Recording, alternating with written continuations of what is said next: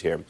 Let's bring in Congressman Kevin Brady. He is the top Republican on the House Ways and Means Committee. His district in Texas includes the northern suburb of Houston. Congressman, thank you very much for joining us on this busy day. First of all, let me get your reaction to what we are learning about the new details of this stimulus. Do you have any more insight as to what this actually includes? And let me share with you a little bit of our reporting from Capitol Hill on what it means or what it does entail.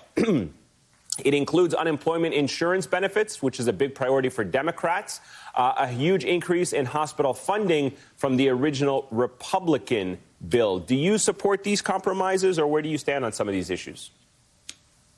You know, I do. First, I think Leader McConnell is exactly right.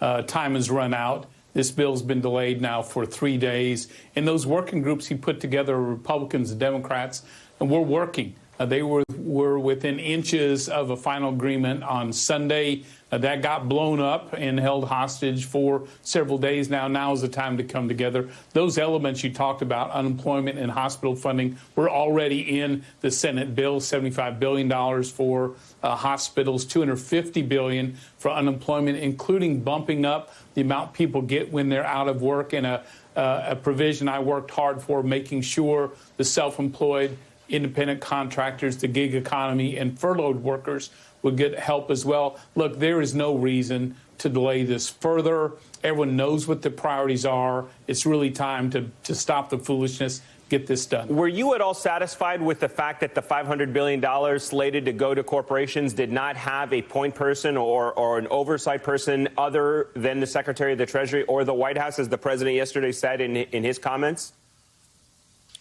Yeah, absolutely not. It was fine. This is how we've addressed it. You were fine with the Secretary of the Treasury overseeing that?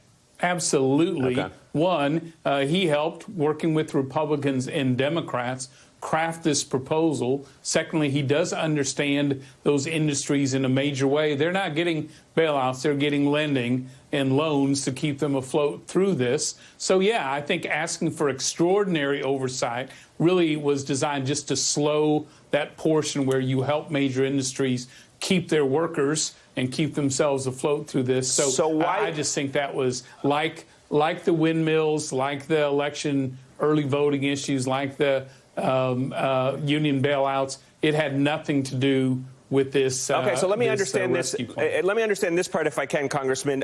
Republicans were concerned that the money going to state and local governments could be used by those state and local governments for something else other than combating the coronavirus epidemic and its fallout. So they wanted more oversight on state and local governments, didn't care so much about the oversight when it came to the big corporations. No, I don't. Excuse me. Look, we disagree on this. In fact, we were using traditional ways, community development and block grants, helps to state and local government, things we have included. Right, but you were concerned that the money was going to state response. Right, but you were concerned. But you were Republicans and there were no additional restraints on that. Right, you were concerned that state and local governments were going to get a lot of money, and that money did not have proper oversight, that they could use that to kind of lower their deficits. And in reality, at the same time, though, with corporations, you were fine with the Secretary of the Treasury having that carte blanche to do that. Yeah, so you're mischaracterizing all of that. The Republicans support not just help for our hospitals and our communities, but using the traditional way we do it in natural disasters to give those state and local governments the resources they need. So I disagree with the fundamental point you just made.